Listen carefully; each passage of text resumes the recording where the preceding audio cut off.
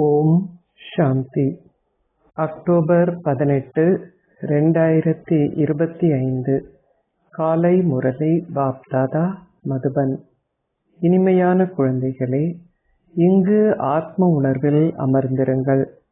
இதை உங்களுக்குள் தொடர்ந்தும் அறையுங்கள். நான் ஓர் ஆத்மா. ஆத்ம உணர்வுடையவர்கள் ஆகுங்கள். உங்கள் உண்மையான அட்டவணையை எழுதுவதால் நீங்கள் தொடர்ந்தும் விவேகிகள் ஆகுவதுடன் பெரும் நன்மையையும் அனுபவம் செய்வீர்கள்.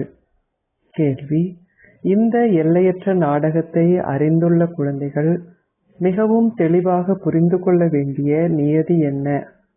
பதில்: இது அழியாததோர் நாடகமாகும். இதில் ஒவ்வொரு நடிகரும் தனக்குரிய நேரத்தில் தனது பாகத்தை நடிப்பதற்கு வர வேண்டும். அமைதி தாமத்திலேயே நிலைத்திருக்க விரும்புவதாக எந்த ஒரு நடிகராவது கூறுவது நியதிக்கு முரணானதாகும்.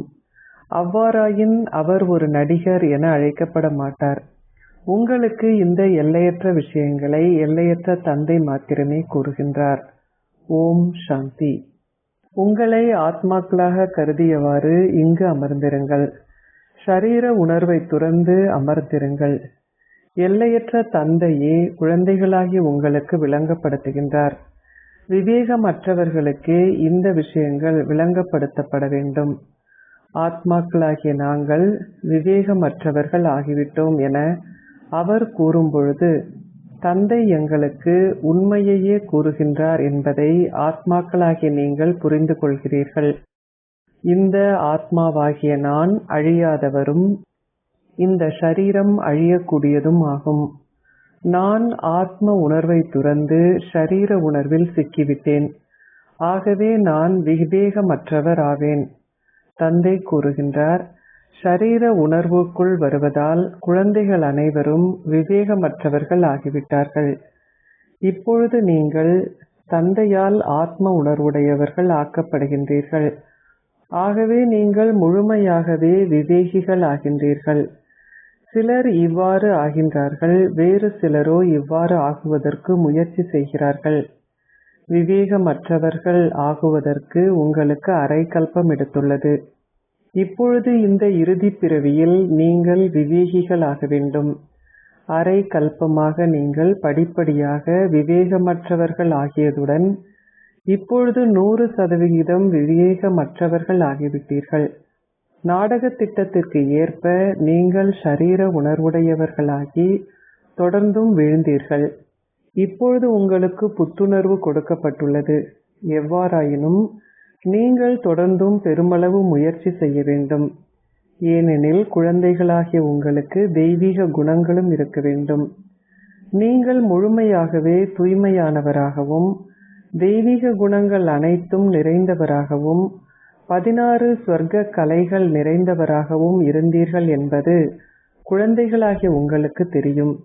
இப்பொழுது இந்நேரத்தில் நீங்கள் தெய்வீக குணங்கள் அற்றவர்களாக தெய்வீக குணங்கள் எஞ்சி இருக்காதவர்களாக ஆகிவிட்டீர்கள்.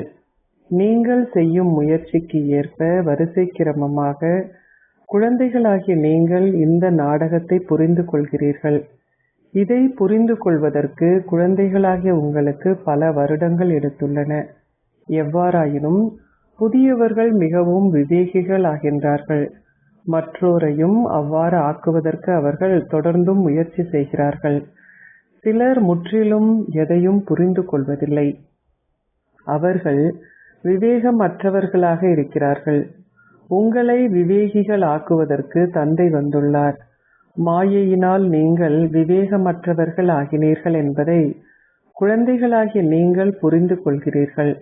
நாங்கள் பூஜிக்க தகுதி வாய்ந்தவர்களாக இருந்த பொழுது விவேகிகளாக இருந்தோம். பின்னர் நாங்கள் பூஜிப்பவர்கள் ஆகியதால் விவேகமற்றவர்கள் ஆகினோம். ஆதி சனாதன தேவி தேவதா தர்மம் மறைந்து விட்டது.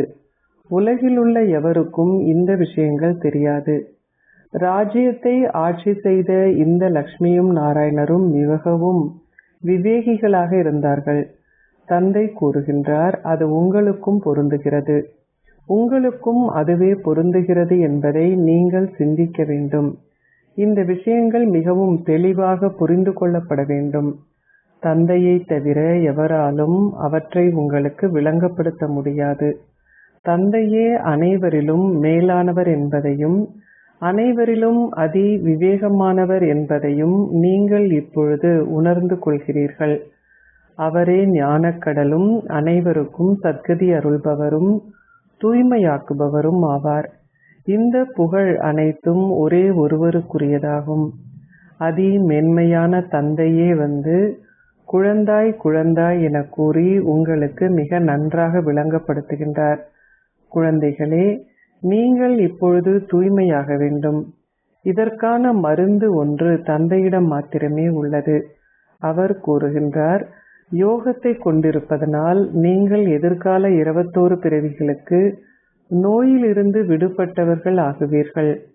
உங்களுடைய நோய்கள் வேதனைகள் அனைத்தும் முடிவடைந்து நீங்கள் முக்திதாமத்திற்கு செல்வீர்கள். அனாதியான சத்திரை சிகிச்சை நிபுணரிடம் ஒரே ஒரு மருந்து மாத்திரமே உள்ளது.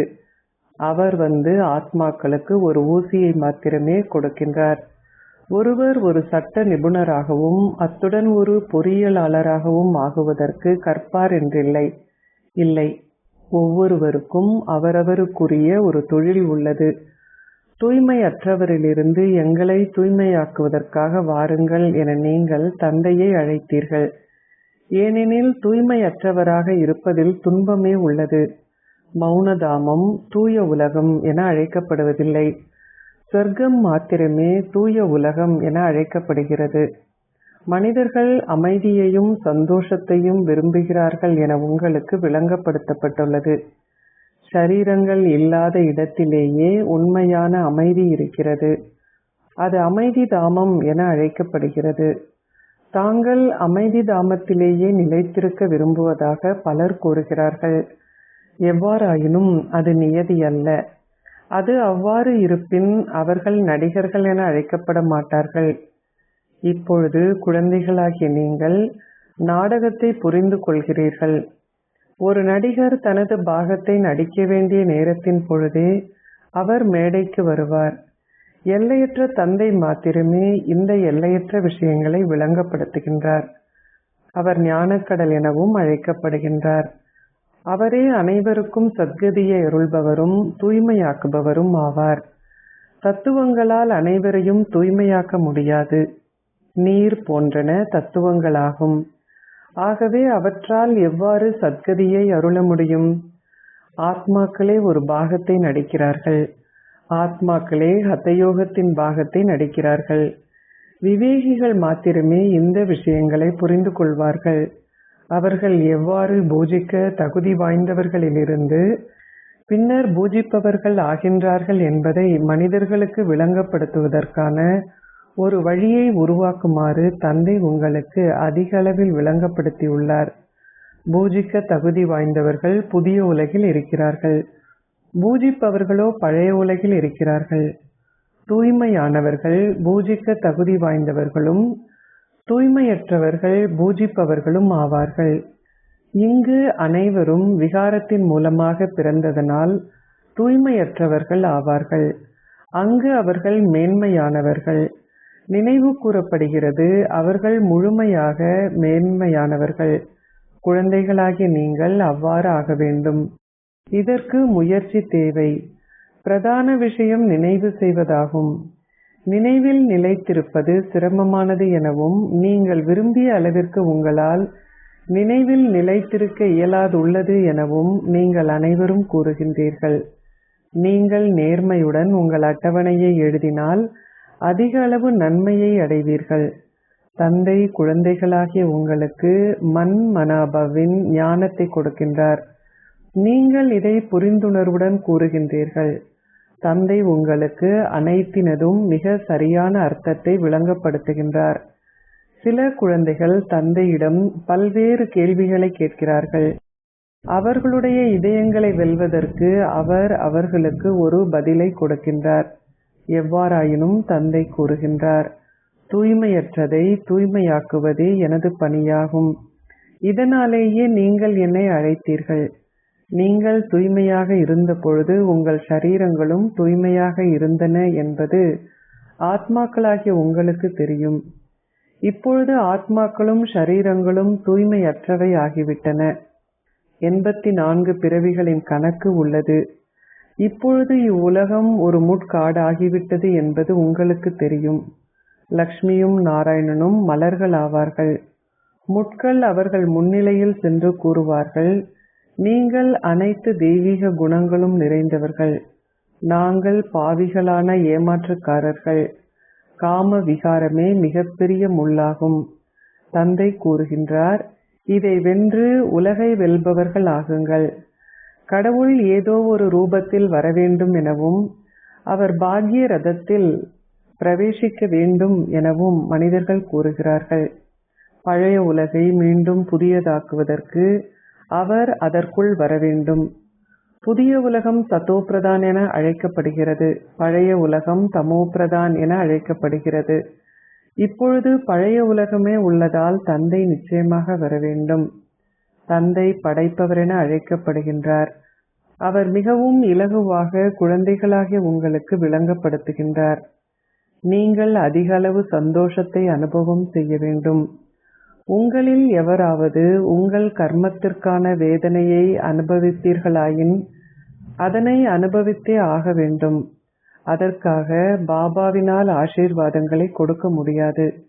நீங்கள் என்னை அழைத்தீர்கள், பாபா வந்து எங்கள் ஆஸ்தியை எங்களுக்கு கொடுங்கள். தந்தையிடமிருந்து நீங்கள் என்ன ஆஸ்தியை பெற விரும்புகின்றீர்கள்? முக்தியும் ஜீவன் முக்தியும் ஆகும்.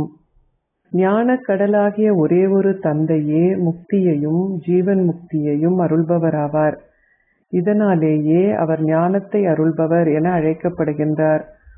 கடவுள் ஞானத்தை கொடுத்தார். ஆனால் அவர் அதை எப்பொழுது கொடுத்தார் என்றோ அல்லது யார் மூலம் அதை கொடுத்தார் என்றோ எவருக்கும் தெரியாது. அவர்கள் அனைத்தையும் ஒன்றாக கலந்து விட்டார்கள். அவர் யாருக்கு ஞானத்தை கொடுத்தார் என்பது எவருக்கும் தெரியாது. இப்பொழுது இங்கு இந்த பிரம்மா அமர்ந்திருக்கின்றார்.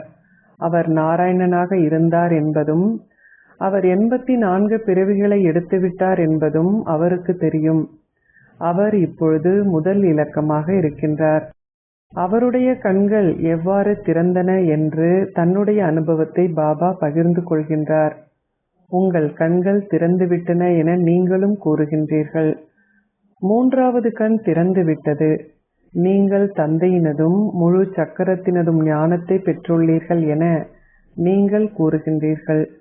நான் எவ்வாறு இருப்பினும் எப்படி இருப்பினும் என்னும் புரிந்துணர்வு மூலம் என் கண்கள் திறந்தன.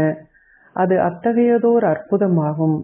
முதலில் நான் ஓர் ஆத்மா, ஆனால் நான் என்னை ஷரீரமாகவே கருதினேன். ஆத்மா கூறுகின்றார், நான் ஒரு ஷரீரத்தை நீக்கிவிட்டு மற்றொன்றை எடுக்கின்றேன். அவ்வாறு இருந்தும் நான் ஓர் ஆத்மா என்பதை மறந்து ஷரீர உணர்வுடையவராகினேன். முதலில் இங்கு அமர்ந்திருந்து உங்களை ஓர் ஆத்மாவாக கருதுவதற்கு நான் உங்களுக்கு புரிந்துணர்வை கொடுக்கின்றேன். தொடர்ந்தும் இதை உங்களுக்குள் அறையுங்கள். நான் ஓர் ஆத்மா. உங்களை ஓர் ஆத்மாவாக கருதாததால் நீங்கள் தந்தையை மறக்கின்றீர்கள். நீங்கள் மீண்டும் மீண்டும் ஷரீர உணர்வுடையவர்கள் ஆகின்றீர்கள் என்பதை உண்மையிலேயே நீங்கள் உணர்கின்றீர்கள். நீங்கள் முயற்சி செய்ய வேண்டும். இங்கு அமர்ந்திருக்கும் பொழுது ஆத்ம உணர்வு ஸ்திதியில் அமர்ந்திருங்கள். தந்தை கூறுகின்றார், நான் குழந்தைகளாகிய உங்களுக்கு ராஜ்யத்தை கொடுப்பதற்காக வந்துள்ளேன். நீங்கள் அரை கல்பமாக என்னை நினைவு செய்கின்றீர்கள். அவர்களின் முன்னிலையில் ஏதாவது ஒரு சூழ்நிலை வரும்பொழுது அவர்கள் ஓ ராமா என அழைக்கிறார்கள். எவ்வாறாயினும் யார் ஈஸ்வர் என்பதோ அல்லது யார் ராமர் என்பதோ அவர்களுக்கு தெரியாது. ஞானக்கடலும் தூய்மையாக்குபவரும் அனைவருக்கும் சத்கதியை அருள்பவரும் பரமாத்மாவாகிய திரிமூர்த்தி பரம தந்தை சிவனே ஆவார் என்பதை நீங்கள் நிரூபிக்க வேண்டும். பிரம்மா, விஷ்ணு, சங்கரரின் பிறப்புகள் ஒன்றாகவே இடம்பெறுகின்றன.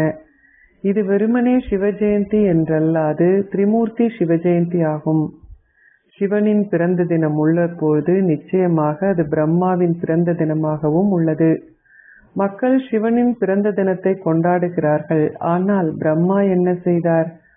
லௌகீக தந்தையும் அப்பாலுள்ள தந்தையும் பரலோக தந்தையும் பின்னர் இந்த தனித்துவமான அலௌகிக தந்தையும் இருக்கிறார்கள். இவர் பிரஜாபிதா பிரம்மா ஆவார். தந்தை கூறுகின்றார், இப்பொழுது உங்களுக்கு புதிய உலகத்திற்கான புதிய ஞானம் கொடுக்கப்படுகிறது. பின்னர் இது மறைந்துவிடும். படைப்பவராகிய தந்தையினதும் படைப்பினதும் ஞானம் இல்லாதவர்கள் அறியாதவர்களாக இருக்கிறார்கள். அவர்கள் அறியாமை என்னும் உறக்கத்தில் உறங்குகிறார்கள்.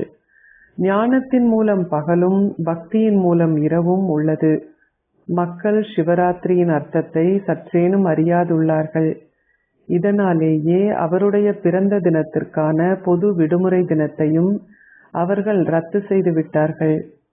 அனைவருடைய தீபத்தையும் ஏற்றுவதற்கு தந்தை வருகின்றார் என்பதை இப்பொழுது நீங்கள் புரிந்து கொள்கிறீர்கள். நீங்கள் தீபங்கள், மெழுகுவர்த்திகள் போன்ற அனைத்தையும் ஏற்றும் பொழுது அது உங்களுக்கு மிகவும் முக்கியமான நாள் என்பதை மக்கள் புரிந்து கொள்கிறார்கள். நீங்கள் இப்பொழுது புரிந்துணர்வுடன் அனைத்தையும் ஏற்றுகின்றீர்கள். அம்மக்கள் இதை புரிந்து கொள்வதில்லை. உங்கள் சொற்பொழிவுகளிலிருந்து அவர்கள் இதை முழுமையாக புரிந்து கொள்வதில்லை. இப்பொழுது ராவண ராஜ்யம் உலகம் முழுவதிலும் பரவி உள்ளது. இங்கு மக்கள் மிகவும் சந்தோஷமற்று இருக்கிறார்கள். மந்திர சக்தி உடையவர்கள் மற்றோரை பெருமளவிற்கு தொந்தரவு செய்கிறார்கள். தீய ஆத்மாக்களை பற்றிய ஆக்கங்கள் செய்தித்தாள்களில் உள்ளன. அவர்கள் பெரும் தொந்தரவை விளைவிக்கிறார்கள். பாபா கூறுகின்றார், அவற்றுடன் உங்களுக்கு எந்த தொடர்பும் இல்லை. தந்தை உங்களுக்கு அனைத்து விஷயங்களையும் நேரடியாக கூறுகின்றார். குழந்தைகளே, என்னை நினைவு செய்வதால் நீங்கள் தூய்மையாகுவீர்கள். உங்களுடைய துன்பம் அனைத்தும் அகற்றப்படும். அச்சா, இனிமையிலும் இனிமையான அன்பிற்குரிய, எப்பொழுதோ காணாமல் சென்று இப்பொழுது கண்டெடுக்கப்பட்டிருக்கும் குழந்தைகளுக்கு உங்கள் தந்தை தாயாக இருக்கும் பாப் தாதாவின் அன்பும் நினைவுகளும் காலை வந்தனங்களும். ஆன்மீக தந்தை ஆன்மீக குழந்தைகளுக்கு நமஸ்தே கூறுகின்றார். ஆன்மீக குழந்தைகள் ஆன்மீக தந்தைக்கு நமஸ்தே கூறுகின்றோம். தாரணைக்குரிய சாரம் 1. தந்தையை மிக சரியாக நினைவு செய்வதற்கும் ஆத்ம உணர்வுடையவர் ஆகுவதற்கும் முயற்சி செய்யுங்கள். உங்கள் அட்டவணையை நேர்மையாக வைத்திருங்கள். இதை செய்வதனால் பெருமளவு நன்மை இருக்கும். 2. காம விகாரமே பெரும் துன்பத்தை விளைவிக்கும் முள்ளாகும். யோக சக்தி மூலம் அதை வெற்றி கொண்டு தூய்மையற்றவரிலிருந்து தூய்மையானவர் ஆகுங்கள். வேறு எதனுடனும் உங்களுக்கு தொடர்பு இல்லை. ஆசீர்வாதம். உங்களுடைய நடைமுறை வாழ்க்கையினால் இறை ஞானத்தை அத்தாட்சியாக கொடுப்பதன் மூலம் தர்ம யுத்தத்தில் வெற்றியடைபவர் ஆகுவீர்களாக. நீங்கள் இப்பொழுது தர்ம யுத்தம் என்ற மேடைக்கு செல்ல வேண்டும். இந்த தர்ம யுத்தத்தில் வெற்றியாளர் ஆகுவது உங்கள் நடைமுறை வாழ்க்கையில் உள்ளது. ஏனெனில் இறை ஞானத்திற்கான அத்தாட்சி உங்கள் நடைமுறை வாழ்க்கையில் தங்கி உள்ளது. இந்த ஞானமும் தெய்வீக குணங்களும் உங்கள் ரூபத்தில் நடைமுறையில் தெரியட்டும். ஏனெனில் இக்காலத்தில் நீங்கள் எதனையும் கலந்துரையாடுவதனால் உங்கள் ரூபம் வெளிப்பட முடியாது. ஆனால் உங்கள் தாரணையின் நடைமுறை வடிவத்தினால் ஒரு வினாடியில் உங்களால் ஒருவரை மௌனிக்க செய்ய முடியும். ஸ்லோகம். ஆத்மாவை பிரகாசிக்கச் செய்வதற்கு இறை நினைவை கொண்டிருப்பதன் மூலம் உங்கள் மனதில் உள்ள எந்த ஒரு பிரச்சனையையும் முடித்து விடுங்கள். அவ்யக்த இஷாரா. தனக்காகவும் மற்ற அனைவருக்காகவும் உங்கள் மனதின் மூலம் யோக சக்திகளை பரிசோதனை செய்யுங்கள். யோகத்தினால் பயிற்சி செய்தலும் பரிசோதனை செய்தலும் என்ற ஆய்வு கூடத்தில் அமர்ந்தால் நீங்கள் ஒரே தந்தையின் ஆதாரத்தை அனுபவம் செய்வதுடன் மாயையின் பல வகையான தடைகளில் இருந்தும் வெளியேறி விடுவீர்கள். தற்பொழுது நீங்கள் ஞான கடலினதும் தெய்வீக குணங்களின் கடலினதும் சக்தி கடலினதும் அலைகளின் மேலேயே நடனமாடிக் கொண்டிருக்கிறீர்கள். இதன் மூலமாக நீங்கள் தற்காலிகமாகவே சக்தியூட்டப்படுகின்றீர்கள். எவ்வாறாயினும் நீங்கள் கடலின் ஆழத்திற்கு செல்லும் பொழுது நீங்கள் தனித்துவமான அனுபவங்களை கொண்டிருப்பதுடன் ரத்தினங்களையும் அடைவீர்கள். ஓம் சாந்தி. மாத்தேஸ்வரி மம்மாவின் பெருமதிமிக்க மேன்மையான மகா வாசகங்கள். யோகத்தின் மூலமாக மாத்திரமே ஒருவர் முக்திக்கான சக்தியை பெறுகின்றார். முதலில் ஒரு கருத்தை உங்கள் மனதில் நிச்சயமாக வைத்திருக்க வேண்டும். மனித உலகின் விதையானவர் கடவுளாக இருப்பதுடன் கடவுளிடமிருந்தே நாங்கள் ஞானத்தை பெறுகின்றோம். நாங்கள் பெறுகின்ற ஞானம் மனிதர்களுக்கு அவசியமாகும். சகல சமயத்தை சார்ந்தவர்களுக்கும் இந்த ஞானத்தை பெறும் உரிமை உள்ளது. ஒவ்வொரு சமயத்தை சார்ந்தவர்களின் ஞானமும் அவர்களுக்கே உரியதாக இருந்த பொழுதிலும், சமய நூல்களும் அவர்களுக்கே உரியதாயினும், அவர்களின் அபிப்பிராயங்கள் அவர்களுக்கே உரியதாக இருப்பினும், அவர்களின் சமஸ்காரங்கள் அவர்களுக்கே உரியதாயினும், எது எவ்வாறாயினும் இந்த ஞானம் அனைவருக்கும் ஆனதாகும். அவர்களால் இந்த ஞானத்தை பெற்றுக்கொள்ள முடியாதிருக்கலாம்.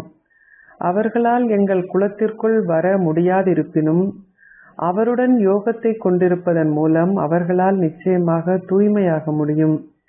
ஏனெனில் அவரே அனைவரதும் தந்தையாவார்.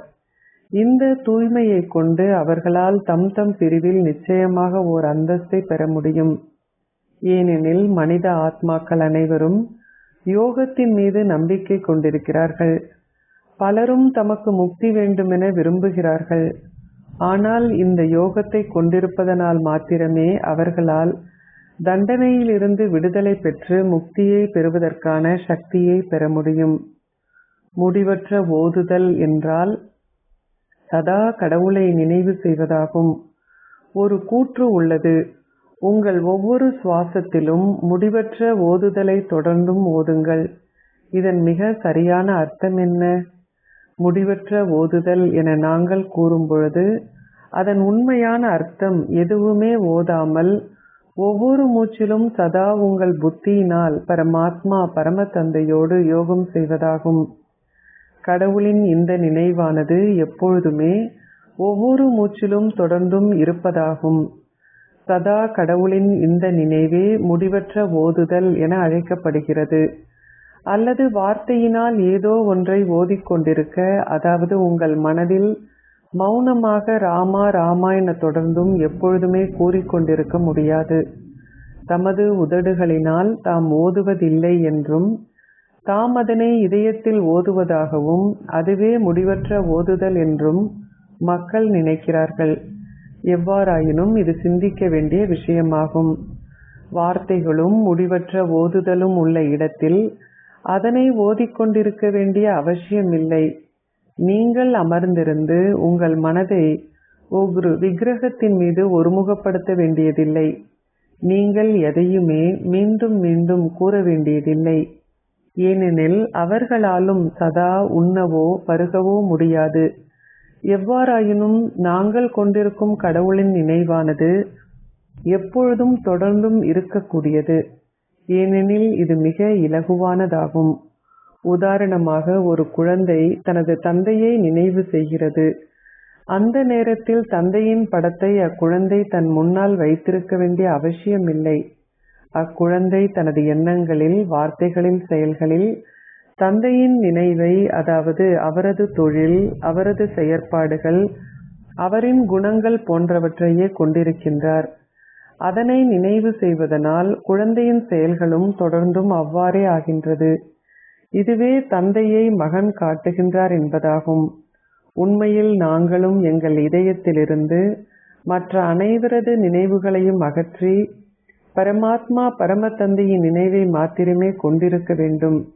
இதில் நடக்கும் பொழுதும், அமரும் பொழுதும், உண்ணும் பொழுதும், பருகும் பொழுதும் எங்களால் சதா நினைவில் தொடர்ந்தும் நிலைத்திருக்க முடியும். இந்த நினைவில் நிலைத்திருப்பதன் மூலமாகவே எங்களால் கர்மாதீத் ஆக முடியும்.